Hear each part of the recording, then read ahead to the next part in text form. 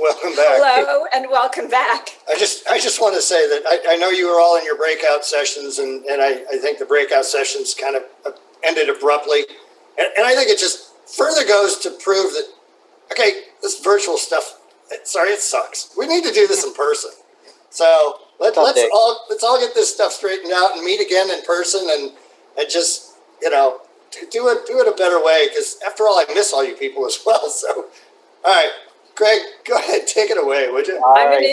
I'm supposed to introduce you. Okay, go ahead, Meredith. Only because you have, first of all, nobody has seen you in such a long time, and you have such an impressive background that I really don't know where to begin. But I do want to say to everyone that if you don't know, Craig is the president of Petra, but he has an incredible experience in so many things.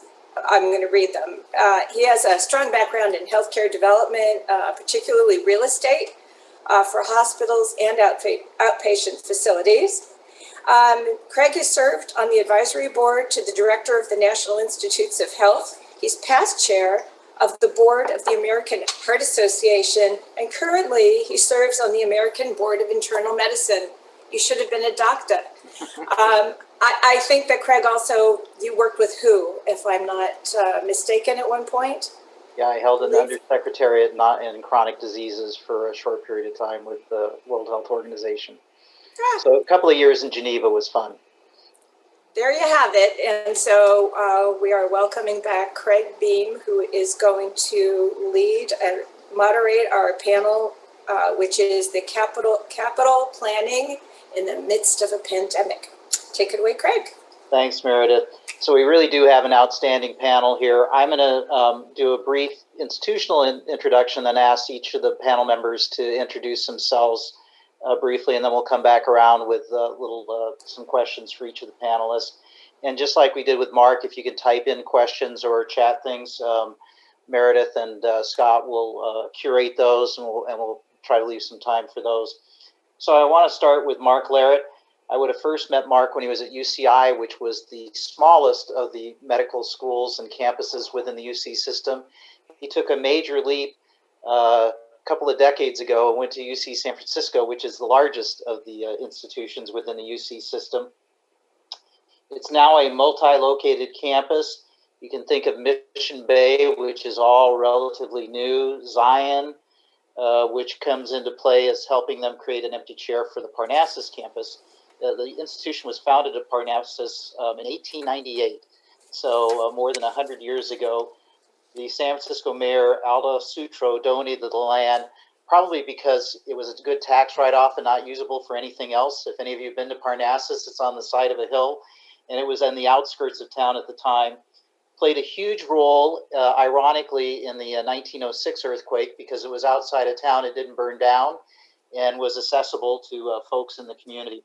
In 1914, the first medical research was established on that campus. The Hooper Foundation selected it for its location. And in 1949, the University Board of Regents deemed it to be the medical research lead, as opposed to Berkeley at the time.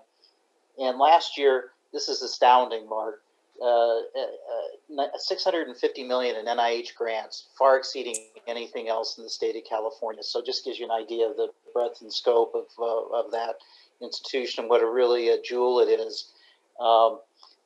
If there's any Stanford folks, that's about $150 million more than what Stanford got in NIH research grants, which is still significant, but not quite as impressive. So with that, Mark, you want to just do a quick introduction, and then I'll go to Helen. Great, Greg. Tremendous amount of research you've already done on UCSF.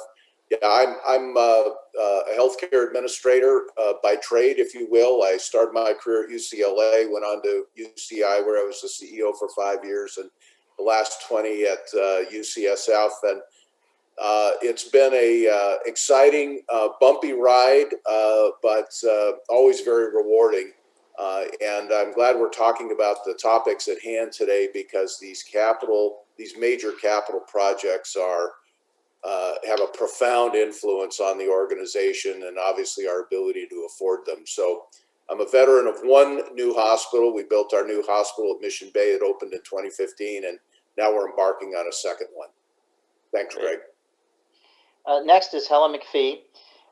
Good Scottish name. The F isn't capitalized, so you can tell she's really Scottish in her name. She's the Chief Transformation Officer at Memorial Care. Memorial Care is a 4-hospital system, 1,300 beds or so. Includes a medical foundation with 2,600 affiliated physicians, located in Southern California. She also serves as the executive administrator for Memorial Care's clinically integrated network, which I'll ask her some questions about too. Her passion is the attainment of the safest and highest quality of care for every patient and family member. So Helen, maybe a quick introduction. Yeah, good morning. Pleased to be here. And I was mentioning to Mark, I graduated from UCSF. I won't tell you when, as a clinical pharmacist, and have gone on. My current career and role at Memorial Care is really in 3 parts. I oversee all of our performance improvement of fill in the blanks, so lean and clinical and safety and the like.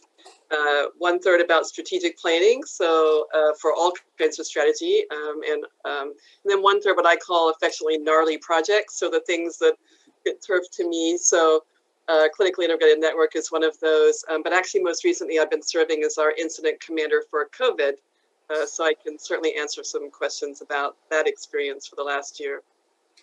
Thanks, Helen, and thanks for joining us.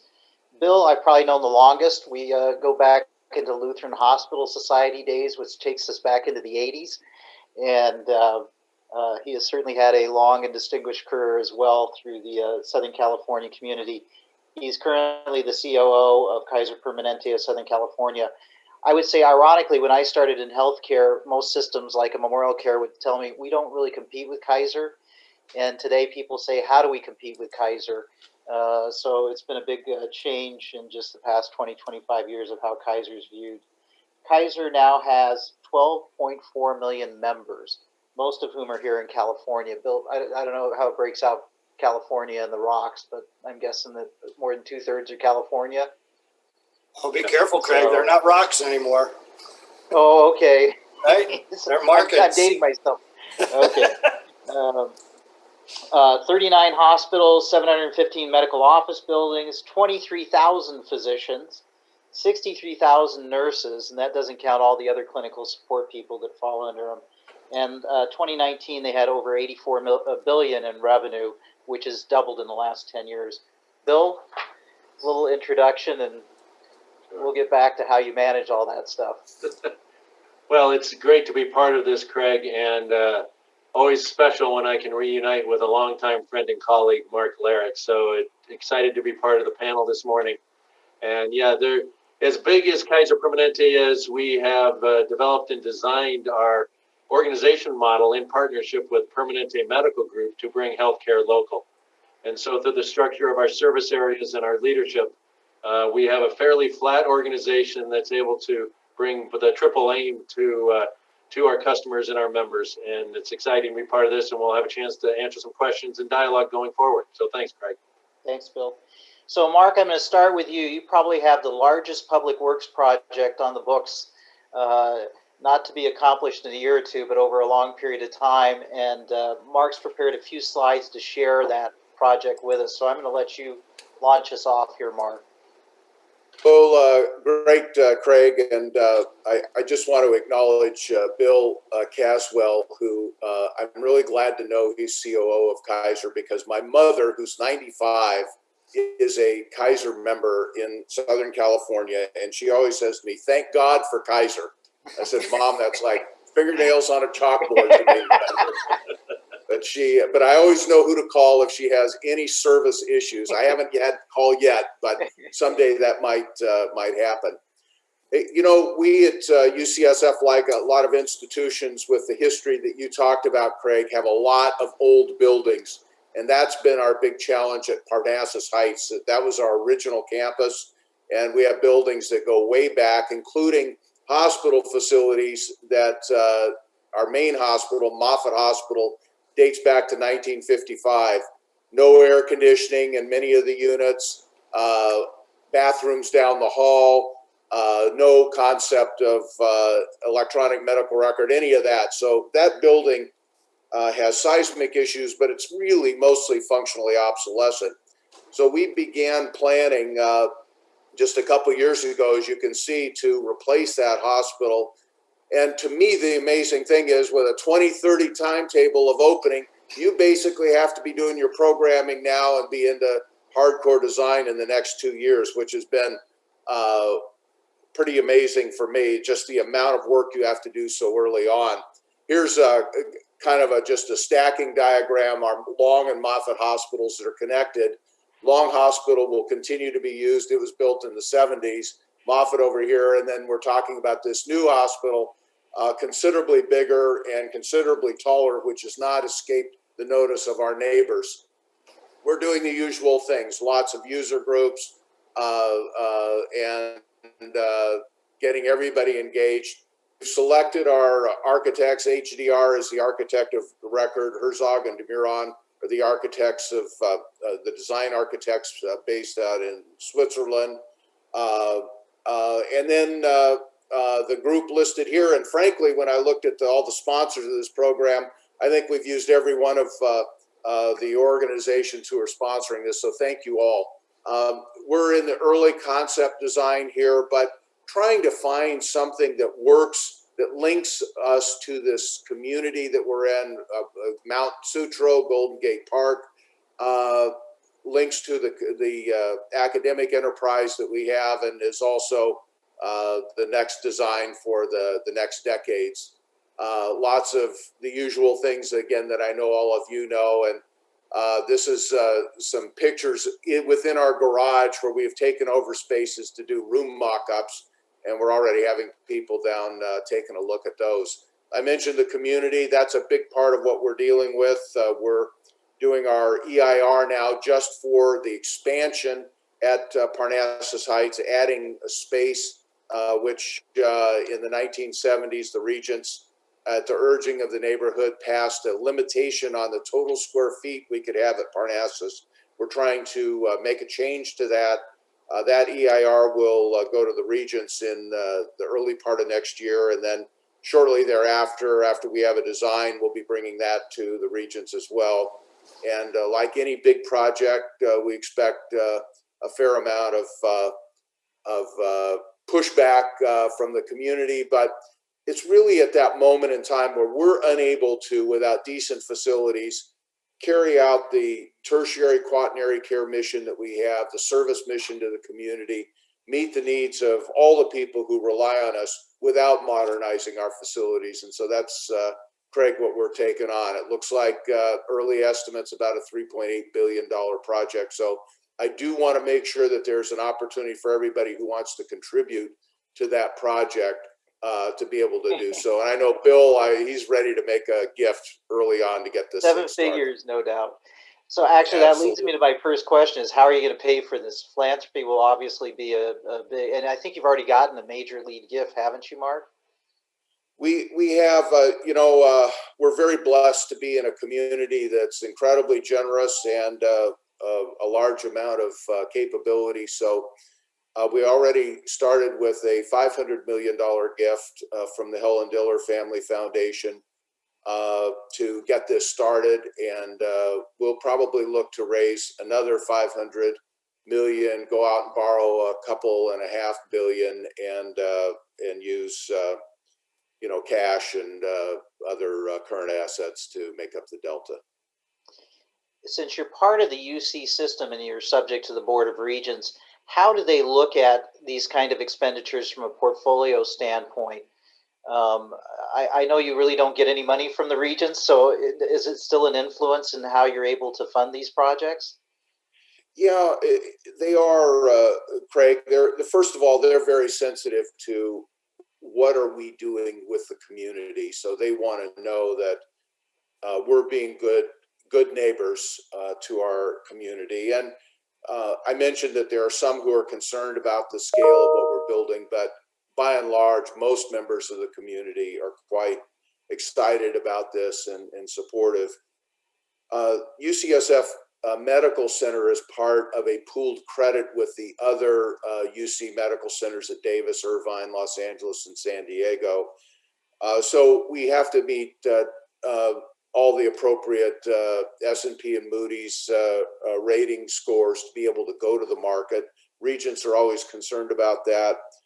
And then particularly when you have a project that's so reliant on philanthropy, since you can't guarantee that you're going to raise another 500 million or more dollars, how do you backstop that if those dollars don't come in or only 200 come in? And that's the other part that we'll have to look at. But in general, the regents are supportive because our philanthropic community is supportive. And if we have the financial wherewithal to justify the borrowing, they generally go along. Good. So you mentioned you've really sort of, I don't know that you've finished Mission Bay, but you've got a significant presence now at Mission Bay. Any design lessons that you're going to bring to Parnassus since you've had this recent experience? Yeah, Greg, it's interesting. The Mission Bay campus, the Mission Bay Hospital that we built, about 1 million square feet. It's 6 stories tall, so it's long and low. One of the things that we did many things that we're happy with, but one of the things that we're not happy with is that we dispersed the nursing units around quite a bit, and it has created a sense of isolation for some of the nurses. At Parnassus, we've got 10 pounds of potatoes in a 5-pound sack, so everybody's just on top of each other, and our goal was, let's solve that problem. We oversolved that problem. And so in some ways, we want to get back to find that critical mass of staffing, and obviously the sight lines, and new ways to stock rooms and so forth. And again, Kaiser's been a leader in this. Other organizations have done tremendous work in looking at the science of how you design these things. So we're going to try to take lessons from that. So it's ironic. I was talking to one of your nurses at Mission Bay who came from Parnassus and said they were, cheek to jowls at Parnassus, and at Mission Bay they needed roller skates to get from one spot to the next spot. So I guess that's consistent with what the other feedback is. And this may be more of a School of Medicine question, but the research lab buildings were built with very large collaborative spaces. Any sense of how those spaces have worked? Is that something you'd repeat or not? Yeah, the concept was to build these neighborhoods of labs, so it wasn't just individual PI and another one down the hall, and they didn't really talk, but the idea of have these collaborative spaces, I think that has been a very big success. And again, we've had incredible philanthropic support, so we'll be soon opening the new Weil Institute for Neurosciences. We've got a major behavioral health facility going up. We're opening another clinical building down there at Mission Bay. It's funny, at one time that was the wrong side of the tracks in San Francisco, and for some people they may remember there used to be a double-deck driving range down there. That's right. As you come into San Francisco, you'd see that driving range. That was all the old rail yards of Union Pacific. That was then given to Cattell, or the real estate company was Catellus, and they donated a fair amount of land to UCSF to get the research campus going, with the idea it would attract other entities, pharmaceutical, biotech, and others. That has worked phenomenally well. And then on top of everything else, and we bought land, built the Mission Bay Hospital, and then the Warriors decided to come into our space. So they're directly across the street from our campus, which is wonderful and arguably horrible at the same time, because the traffic there is quite tough. And so we've gone from being a part of town nobody ever went to being the part of town that everybody's going to. And that brings with it some issues. Yeah, when your construction and the Warriors construction was going on at the same time, it was quite the sight to try and maneuver around down in Mission Bay. And I'm sure Parnassus will have some of those same issues once construction gets started around the Parnassus campus, which will be interesting with your neighbors. Now, Mark, isn't the Warrior Center called the Thrive Center? I'm just trying to No, it's called the Chase Center, adjacent to UCSF. I don't know. There may be some other organizations that have tried to buy their way into the community there, but I'm not sure who those would be. So anything from the pandemic or your Mission Bay that you think is going to influence Parnassus and it's from a design concept, Mark? Well, I'll tell you a lot of things. Of course, everybody's talking about the growth of telemedicine and it's raised a lot of questions about how much ambulatory space do we need? What's the look of it? But I think a bigger question is, how do we think about social distancing and patient access and staff working conditions? You know, we have very little patient care worker to patient care worker transmission of COVID, but where it happens is in the common areas, the eating facilities and so forth. How do we think about having elevators? You know, one of our big problems at Parnassus is our elevators, not enough of them, and they're always jammed. Well, now that you're down to 3 or 4 or 5 people in an elevator at a time, it's really unusable the way it is now. So how do we think about different ways to move people around and maintain social distance? So I'm eager for ideas on that if anybody has them. Great.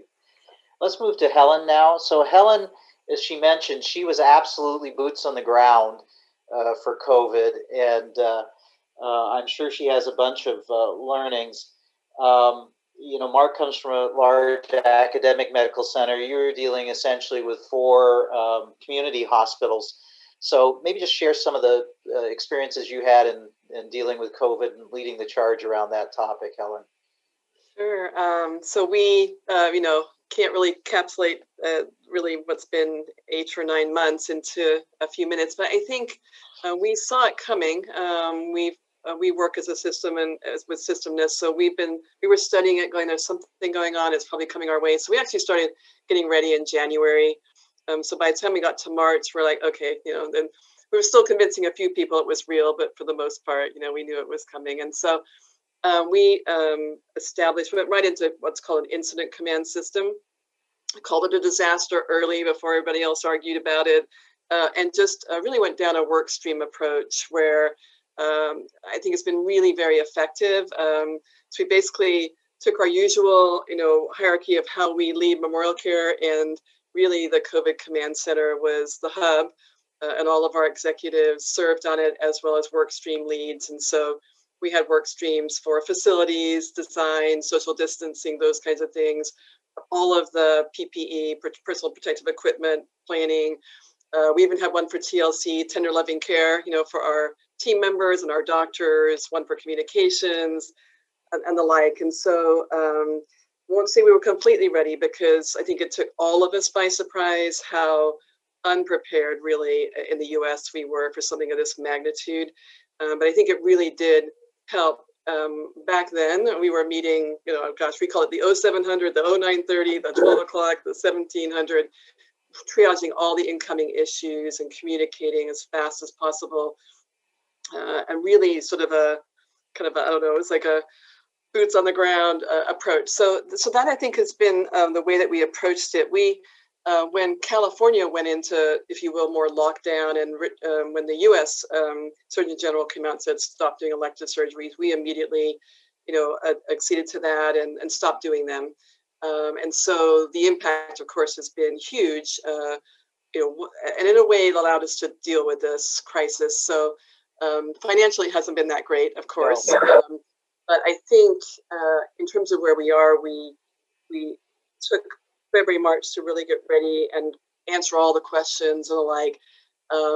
There's not a day that comes by without another new question. We're not done with it. But I think in April, we really started talking about something called renewal, which is how are we going to get past all this? So we have those hospitals, but we have 300,000 patients that are in some kind of at-risk arrangement across a number of health plans. And so we're taking care of a lot of people. We also had to go through all the virtual telehealth discussions.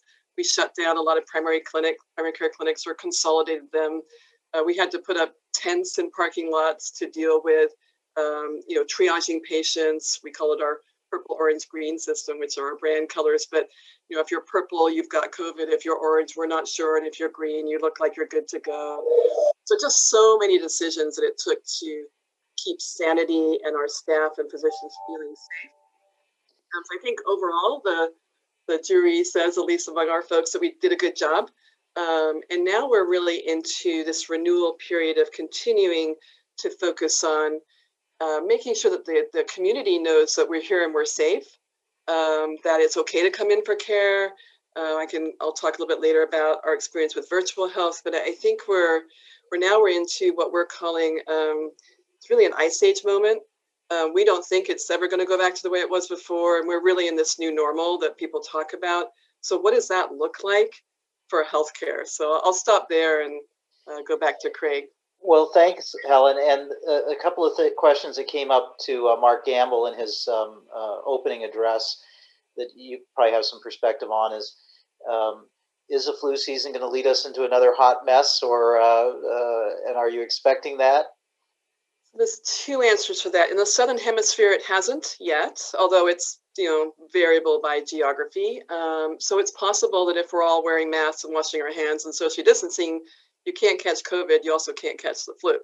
So there is that. But flu works by herd immunity in terms of our ability to protect the population. And you need to get your vaccine. Here's your PSA. Get your vaccine. A mask just while you're working is not good enough. You're still out there. You're doing other things with your family and the like. So flu can spread, and it depends on herd immunity, different from COVID at this point. So we've educated all of our staff. We still have a mandatory flu protection program. Really, the symptomatology is very similar. It overlaps a lot. It confuses the picture when somebody shows up. And if you look at what's going on in Europe, in Wisconsin, where they're almost out of beds. I think the other day they had 20 ICU beds left in Wisconsin. They were sending people out of state. We want to be sure. In California, we're having knock on wood, a relatively good experience at this point. I mean, it's come down. I think we're running at about 1/5 the number of hospitalized patients as we were in early July. But you're just a tick away from that going the other way. I think basically the flu compounds the problem, and you need to manage both simultaneously, and you certainly don't want to get both at the same time. Hadn't thought about that. That's probably a good point. The other question was, did you change any of the workflows within the hospitals as a result of COVID? So did you have people that were only working in one area and not commingling in the other areas? We did. And probably similar to Mark and Bill's experience, we immediately realized that we're going to have to, this takes, we had some experience getting ready for Ebola, right? We all got ready for Ebola, then it didn't show up, luckily. So we knew how to do that piece of it. But really, in Ebola, you were going to transfer your patients to specialized units. With COVID, it's all around us. And so it's coming into all of our hospitals, ERs, urgent cares, primary care clinics. So we ended up creating a triaging system of purple, orange, green, as I mentioned. You've got it. We're not sure.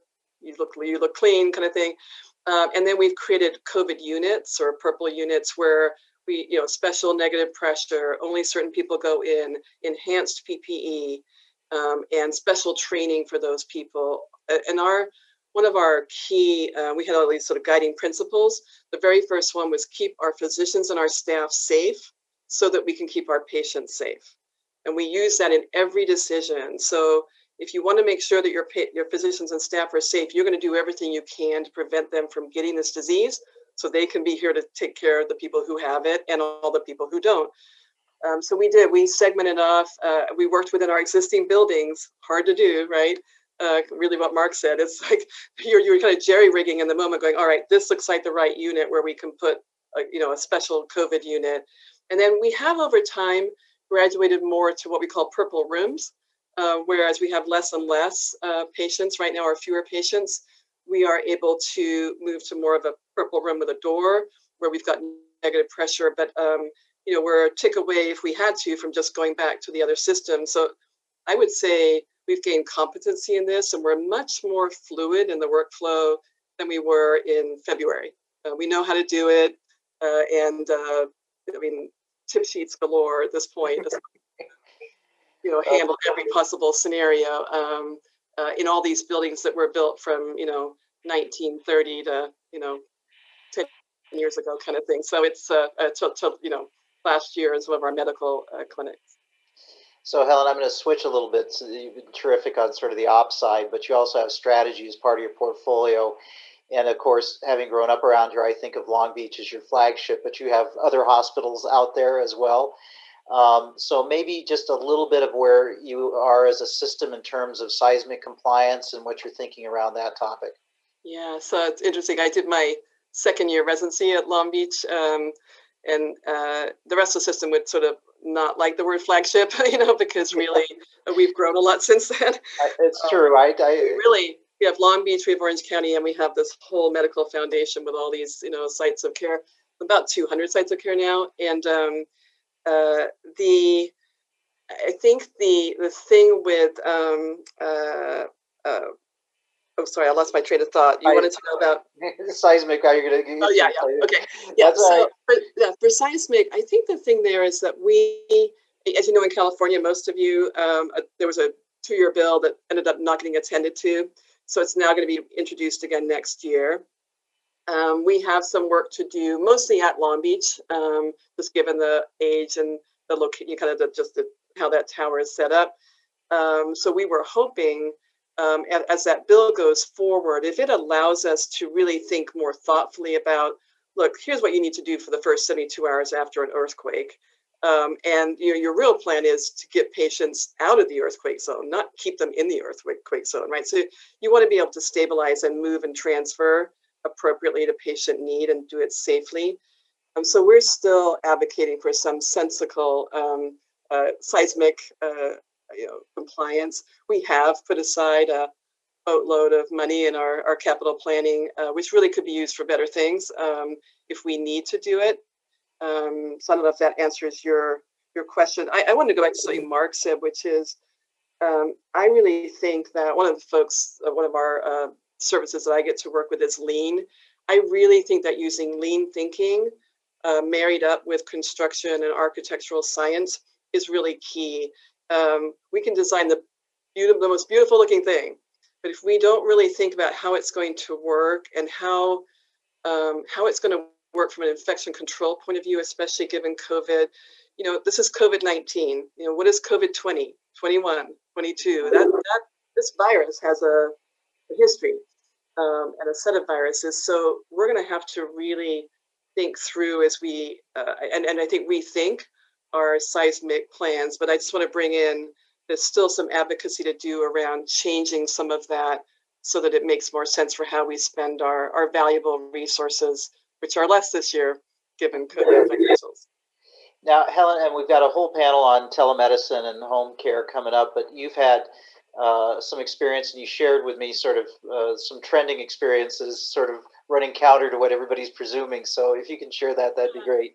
Well, I'd be interested in Bill's thoughts on this too. I know Kaiser's done a lot of work with telehealth and virtual health. We have a 3-year virtual health roadmap, which we had adopted a year and a half ago. We were a year and a half into it.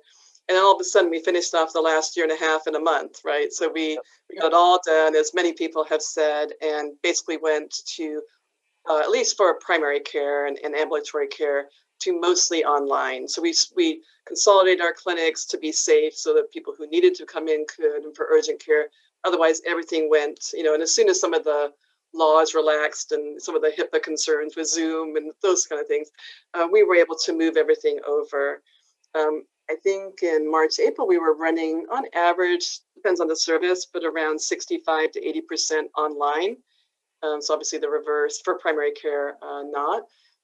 Where we are now is around 20%. So what's happened since is, I think there's been a rebound effect of, there's a lot of patients still who want to be cared for that way.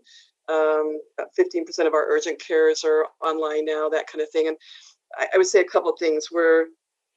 Because we threw it in so fast in March and April, it wasn't the cleanest, most elegant solution, right? So one of the things we're doing is really going back and making sure that the patient care experience is optimized. So we're going back in and fixing all of that and adding more functionality. We definitely, in terms of a bold goal for our organization, really want to take this moment, one of the good things about COVID, there's a few, and really push this strategy to allow patients to get, why should I have to go in? I got a spider bite on my cheek in the middle of all this, and I was able to get a virtual care visit, get antibiotics. I thought, oh my gosh, this is amazing. I saved so much time. So definitely want to be able to make that available to our patients and our members. That said, I think people right now want to come back in and see their doctor too. So there's this sort of balance. So it's shifted backwards. I think it's probably going to go back more, this is a crystal ball, but probably more 30-40% online, and the corollary coming in for care, especially those that need more higher end tertiary care. Mhm. Thanks, Ellen. And actually, I think that is a good lead into Bill. So Kaiser has been at the forefront of alternative connection with their members. Bernard used to tell me it was over 50% like a year or 2 years ago. And so maybe share a little bit of what's happened because of COVID within the Kaiser system, Bill, and what you see as the future and its impact on the facilities that you're thinking about. Right. And Helen highlighted a couple of the key areas that we've been having learnings as well. What our 3-year plan accelerated in about 3 months as well. So what was powerful within Kaiser Permanente is a couple of things.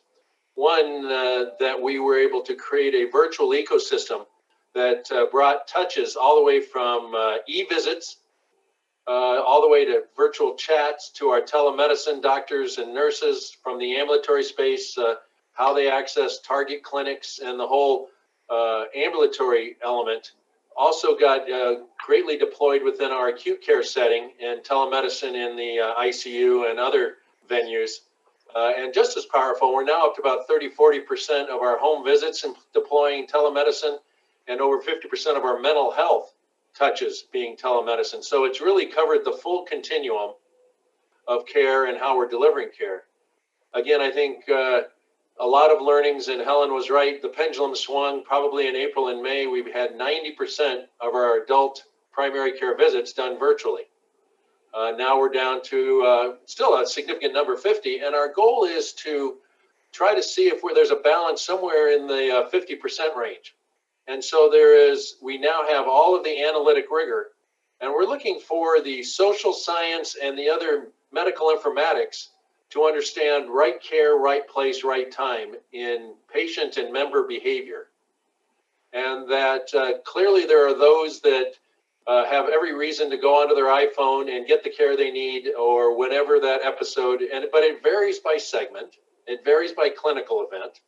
And so you see, yes, those that want face-to-face, but there's a whole community, and we've learned through banking, where many of us don't go to banks anymore. We can do a lot of things either through the ATM or on our iPhone. There is a science here that we're taking very seriously, and moving into a evidence-based practice, that there is an optimization along the continuum that will highlight how we retain the learnings and the customer satisfaction around virtual care. What we're also saying is you can certainly do more of all of these virtual visits. To what end, and how will you measure success? So in parallel, and really proud of the work within Kaiser Permanente, it's really focused on the triple aim. And are the virtual touches delivering the quality care that's required? And how do we know? How do you monitor that? What are your measures? Number two, are we developing and monitoring and improving the customer satisfaction or the care experience? And how do you know? And how do you measure that? And how do you, when you see opportunities for improvement, what is the corrective action plan, or what is the learnings, and how do we move to the next level? And clearly, just as important is affordability. And there's lots of touches in the virtual space that are a lot less expensive than face-to-face. And whether that's the staffing component or the capital component, we're trying to really get grounded into measures of success and start to put more analytics there. We're just at the beginning of that work, but it's exciting, and I think it's the right thing to do. I spend time with a number of employer groups, and they say, gee, your utilization was down. Obviously, we're going to get a lower rate renewal. Gee, you made a lot of money. Obviously, we're going to get a rebate. Gee, you did this. And so I think there is a real accountability whether it's the employer community or consumer groups or Covered California or other really important PBGH that hold the delivery system accountable for what we deliver, how we deliver, and that there's that value. So really good, important conversations. That actually, Great. I was going to go ahead. I was just going to ask a follow-up to Bill. What has been the experience of your providers with moving to the virtual health, and it's obviously changed their workflow. So I'd be interested in how you're looking at that piece too, Bill. Still lots of learnings. We created a couple of years ago something called the Virtual Medical Center, the VMC. And with that, we've always had a large KP on call clinical nurse call center, 24/7 advice, triage, and all of that. We complemented that with an escalated approach to physicians. And at the, a couple of years ago, it was a small cohort of doctors that volunteered, and they felt comfortable being either telecommuting or working out of their medical office to take those kind of calls and perform that kind of work. We've quadrupled the demand and the number of physicians. Some doctors were pretty predisposed favorable, and some said, I went to med school to wear a white coat and see patients. So it isn't for everybody. You then have to say, what's the scope and breadth of their clinical expertise, because you get into clinical specialties and understanding those elements. You then get into language and ethnic types of nuances, so you have to design for that. But what's been really powerful is the fact that we have such a robust medical record, or Health Connect in Kaiser Permanente. And so every touch point, whoever answers the phone has access to the individual patient relationships. And I think that's where you get that glue. And we're getting a lot more stability. Doctors don't want to do telemedicine 5 days a week, so we do 1 day on, 1 day off. There's a rhythm that we're trying to learn. And I think we're getting there. Good question, Mark. Switching back more to facilities, is behavioral health's been a key issue for Kaiser and has been an initiative. And you just opened a new facility up, is it Woodland Hills or someplace? Maybe talk a little bit about those initiatives and how you see that playing out from a physical plant standpoint as well. Sure. Very fortunate. I'll reference Southern California if I can.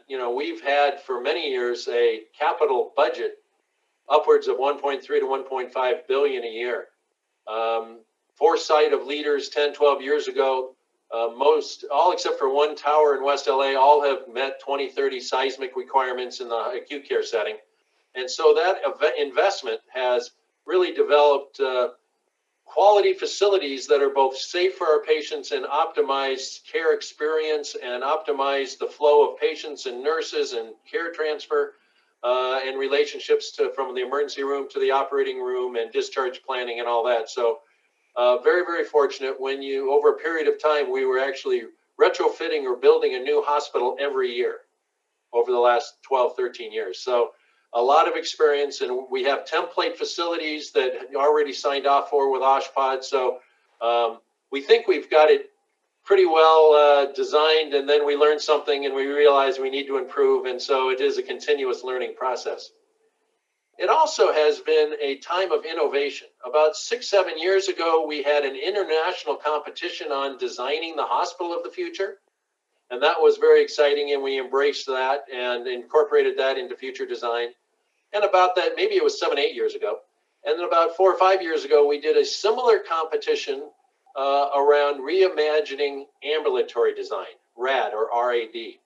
And so all of our clinics or medical office buildings now incorporate very different concepts. And I know many, if not all of you, may have visited those facilities in tours or virtually. And so everything from how the physicians and staff work together to the patient care experience, a much more holistic approach, a much more transparent environment, and technology is part of that, but both the look and feel, the ingress and egress, the thought of putting up a patient's name when their script at pharmacy is filled now is a text to their iPhone. If we're running late or they're running late for an appointment, we use technology again to manage all of that. And so still learnings, but I think the design and the patient satisfaction has gone way up. That's great. School of Medicine, you just opened a new School of Medicine. Maybe a few seconds on that as an initiative. It's competing with UC San Francisco now directly. Yeah, and I guess one other quick comment on the capital plan relative to the virtual strategy and the intersection. One would think that when you're doing so many more appointments virtually, that your demand for ambulatory or clinic capacity and the staffing of those would go down. We're still learning if that's true. We hope it's true for all the right reasons, but what is the right methodology and what is the right way to do capital planning over the next 5 to 10 years is still an art and a science. I get asked all the time, so how many fewer MOBs do I need to build? And we're still trying to understand that. That's the right care, right place work. Yeah, and I think some of the commercial payers are looking at it's just expanding access and is going to cost more money in the long term. It's not really going to reduce the number of total number of visits. So it'll be interesting to watch how that trends in the future. So far, the math has shown that. Yeah. We've done millions of e-messages. We've done millions of virtual telephone and virtual video. And the face-to-face, although COVID changed everything, but the experience in 2019 is the face-to-face visits per member stayed about the same. Same. Interesting. So how do you change behavior? And we all have a lot to learn with that. I was in a meeting last week with RAND, and they are very interested in taking data and trying to answer that very question. I'm going to have you hold on the School of Medicine because we're running out of time. So I want to open it up for questions from the audience. Scott and Meredith, are you going to curate for me? Absolutely. We've got one here that is, could you identify the 2 to 3 key changes you are reflecting in your long-term capital facilities plans as a result of your COVID experiences? It sounds like it's for all panelists, so, or was it directed? To all of you. Okay, so Mark, why don't you start and we'll go down the list here. Well, I guess I mentioned a couple that, you know, rethinking this whole ambulatory facilities needs, the social distancing and those kind of issues, how we think about that in our design.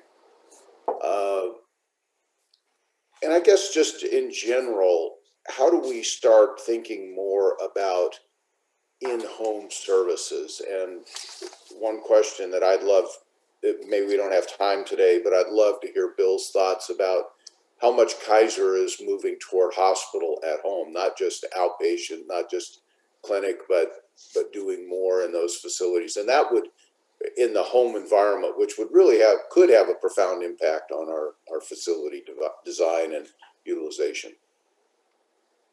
Bill, any thoughts on that? Yeah, I don't know if it's number one, but there is a very strong commitment, Mark and others, around home first. And we have internalized all of our home health services. We've structured the roles of the individuals and the ability for those who go out into the home to have real-time access to physicians. And our whole continuum management, we call it care without delay. And whether it's pre-acute admission or post-acute admission, we thought we were successful 4 or 5 years ago when we were managing much more effectively in skilled nursing. We now realize that even sometimes moving to a skilled nursing facility is a breakdown in our ability to deliver those same services at home. And there's so many social elements to that. We now, and many people do, have programs that look at nutrition and safety and other support services. And it's just not the senior or the Medicare population. So I think, Mark, you're exactly right. We will deliver care differently and we'll deliver our capital strategy differently because of the ability to deliver in the home. Helen, what's Memorial Care's home health initiatives? So we have been on an intentional journey to really think about, I love the term, right care, right time, right place. The same thing with ambulatory. So we have joint ventured for surgery centers, for imaging, for dialysis, and most recently physical therapy. So we've really gone out into the community to have those settings. And then we're also studying hospital at home. So we've had a couple presentations on that to think about. That's very intriguing how you do that. And I think it really points back to the hospitals themselves are going to become more and more tertiary and quaternary over time. There are so many things that we have learned how to do, not in the hospital, that we all, when we were all growing up, thought had to be done in the hospital. And if you just look at CMS and the most recent proposed regs for musculoskeletal, they're just adding a whole bunch more things. For things that will not be inpatient only. Anthem just came out with a larger list of things starting, if it goes through in a month or two, where they're basically going to put it on the physician's decision about where it happens. And then you can just see how that's going to turn into clinical reviews and denials and all of that. So it's going to really force, I think, so we feel very, we're on a learning journey. We feel good that we were kind of on the bleeding edge of moving out to ambulatory and really pushing that message. Mary Arbuckle, our CEO, has been passionate about this for a long time, and really, patients should be cared for where that's the most effective for them. And so if that's the home, the ambulatory setting, and they really should only be coming into the hospital when they need us. And that then plays very well into all the value-based care contracting we're doing, really pushing the fee for value, not fee for volume, and moving, inexorably towards that. So I think if anything, COVID has pushed this faster. One thing we haven't talked about yet today is, while this has all been going on, those people that consume our services, unemployment is up, employers are hurting, they're having a very difficult time thinking about how they're going to insure their people coming up in the next year. It is becoming a more competitive marketplace. I think we'll see that with open enrollment this year. And so the ability for any system of any size to think about how do you continue your mission and your vision. Part of it is by embracing ambulatory and home and really moving, along this value-based care continuum at speed. And then I think we can do a better job serving those people that need us. One other variable here that we should just acknowledge is that COVID's been really hard on our staff. Single moms, single parents, two at home, kids at home, Wi-Fi, all these other kinds of things. And I think in our planning, in addition to what we are thinking about for patients, we've got to think about how do we minimize the challenges that our staff are feeling as they're trying to deal in a really uncertain times. I think that's true for all of us as employers. Hey, Craig. So yeah, along those lines, are physicians typically working remotely, from home, or are they actually doing it from their work office or a telehealth facility? How is that interaction occurring? I mean, we're all. This is all so new for us to be in different places doing different things. How are your teams dealing with it? I'd say most of our physicians do it from home or some other place other than the office, because as Bill said, we're all connected now, so it doesn't really much matter where you are when you do it. And it's actually been, for them, many of them, and I think Bill's point's really good, is that there's a continuum of how different physicians feel about doing telehealth. But for many of them, it's an easy way to just get some work, take care of some patient needs in some downtime in the evening. So I think in general, it's been put less stress on our facilities. The other thing that happened during all this, I think part of that reticence was, I'm used to doing it this way. All of a sudden, we interjected a healthy concern for my own personal safety, meaning me, the physician. And so it became a lot easier to go, oh, actually, I'll do it now. And I think now, having learned that skill, and then of course, as our younger quote unquote generation comes up, it's going to become a lot more able to be done. We also stagger shifts, like Bill talked about. So part of it's in the office, and then you can't. It's very hard to do that day in, day out. So the ability to see patients for a part of the week and then do a virtual for part of the week, I think, is a healthy balance. I love what Mark said about taking care of our employees, and our employees include both people that are kind of frontline caregivers as well as back office. So the other thing we haven't talked about is work from home, just forever, you know. So Google's going to give everybody a choice, right? You could work from out of state. You could work from anywhere. Where I think we've just learned a whole lot about what it means, but how do you, so that means less bricks and mortar for office spaces, right? And thinking about office space design. So we spent a lot of time today talking about hospitals, but what about all those other buildings that we're all paying rent on? Yeah. Scott, do we have time for one more question? We do. We thought we'd take an extra 5 minutes. You guys have been phenomenal. Yeah. Some really interesting insight. And yeah, Helen, it would be really tough to unload the delivery truck from my home in Arizona, you know. But we could make things work eventually. Everything is just so dynamic and so changing. It's an incredible situation for sure. Here's an interesting one. Is anyone using diagnostic level audio visual telemed systems for realistic visualization and discrimination of body and body sounds? And again, I think we'll touch more on this on Friday, but if you have, if you can enlighten us with what you're doing, fabulous. Helen, anything from your side? I'd be surprised, but it's possible. So. Yeah. You know, not that I'm aware of. I think there's a lot of discussion about how to do that. There's still a certain understanding that there's things you can only do when the patient is right in front of you, right? Just physical medicine. But there are a lot of sort of advancing technologies, and not a day goes by without I get 100 emails a day of I'd like to sell you this and that and the other thing. So we have an innovation arm of Memorial Care, where we're working with venture capital firms to test out some things. So. I'll have to ask them if we've come across anything that we're actually planning on testing yet, but more so it's the things you would expect that we're doing. The one thing we have done is with COVID, for example, when we send people home is really doing some outreach where the patient can take their temperature, the patient can get to this or that, the patient can interact with their record, and we've learned a lot about that in the last 6 months, but I don't think we're at the point where the question was going where we can be that sophisticated yet. I'd be curious if Kaiser's figured that out. Yeah, Bill, I know that you use some of the InTouch equipment, which has some of those capabilities. Is it being utilized on a member basis, or is it more physician to physician basis? Well, we certainly have physician to physician, but no, we've been very committed and robust in the patient home monitoring space. We do have a very developed innovation studio. It's based down in Tustin.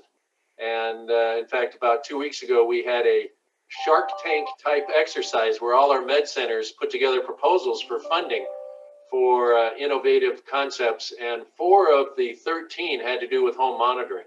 Mm-hmm. So we've deployed things like TidoCare, and it's both in the home, but we find it's also a resource in an emergency room. If there is a long wait in the emergency room, we'll make that technology available to the patient.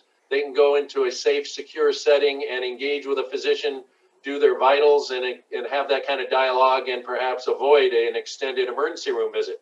Same thing in urgent care, same thing in a home health setting. So there is testing of lots of different technology. We announced last week a national-wide agreement with Best Buy around some senior patient safety technology. So I think we're moving very quickly, which that suggests that the practice of medicine is changing. And today we're able to do about 85% of our major joints, knees and hips, same day. So you come in the morning and you go home at night. What that means to the support before and after that procedure in the home is very significant, because you've got to make sure there aren't any rugs or stairways or things to protect that, and how you do rehab and all of that. Over time, and some of Mark's and Helen's comments made me think, how we design our facilities and how we staff is also part and parcel with how we deliver care. And that's changing very quickly. Yeah. So, Mark, I know you've got a guy on faculty and staff there, Jeff Olgen, who has a whole lab around this topic. Do any of his experiments come down to implementation in the medical center yet? Yeah, I think we're,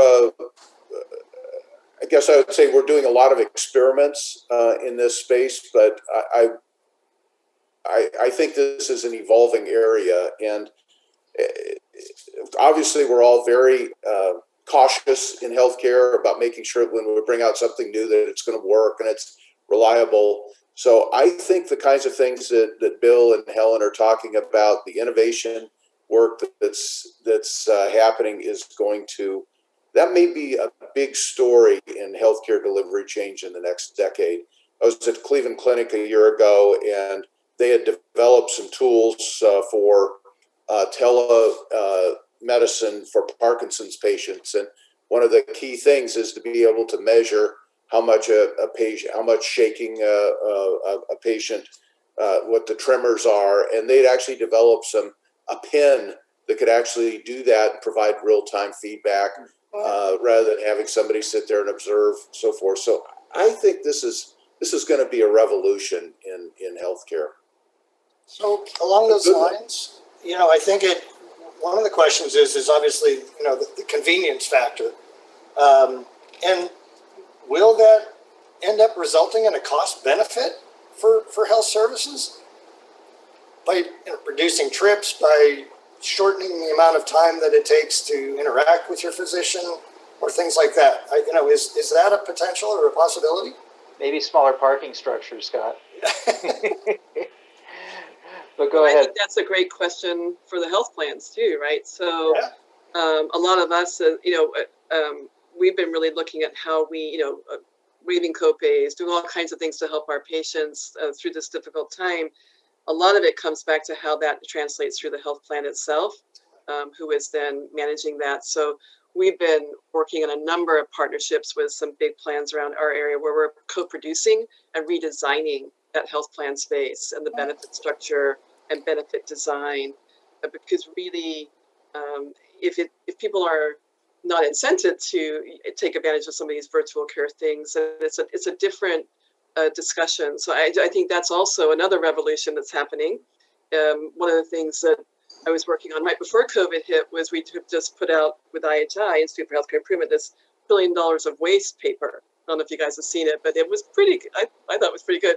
Really was like all the waste in healthcare, which all the stuff we are used to doing, to Mark's point, that really if we start thinking about it with a new lens, we would do differently.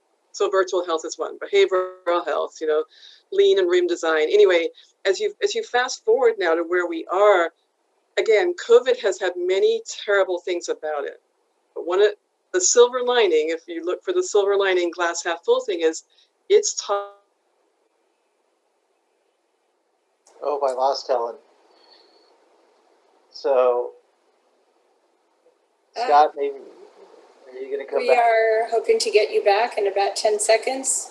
I guess, and Bill, you probably don't, but I still go into health systems, and they have a tremendous number of fax machines left. I think it's the only We are running out of time. I'm sorry to cut you off, but let me ask this one question, very, very, like a 30-second. Oh, Helen's back. Oh, Helen's back. We were just cutting you off because you. Sorry, we just have about a minute or two left, and there's a good question here. If you could each give just like a 30-second answer, I think it's worth asking, which is basically the effects of Senate Bill 275, the 90-day stockpile of PPE, which of course has been passed. How is that going to affect your building planning? What's your view of the bill? But more importantly, I think because we are architects. What is the impact of this going to be on your space for storing them? Just a quick answer because we're running a bit over. We built a centralized warehouse. Quick answer. Okay.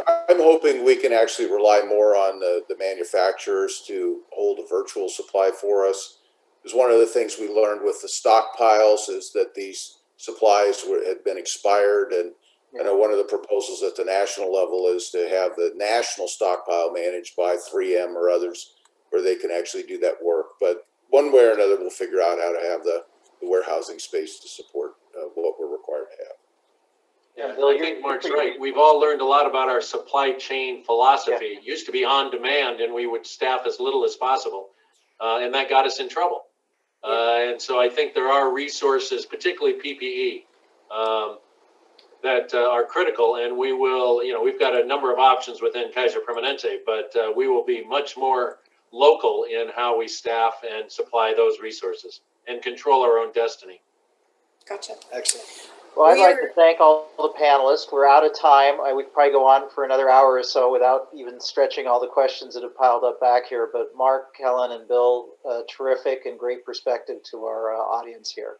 Thank you so much, all of you. It has been absolutely tremendous, and we appreciate your time. It's been very, very interesting. And thank you, Craig, so much for doing double duty at our conference and sharing so much great information. Thanks, we really appreciate it. Take care.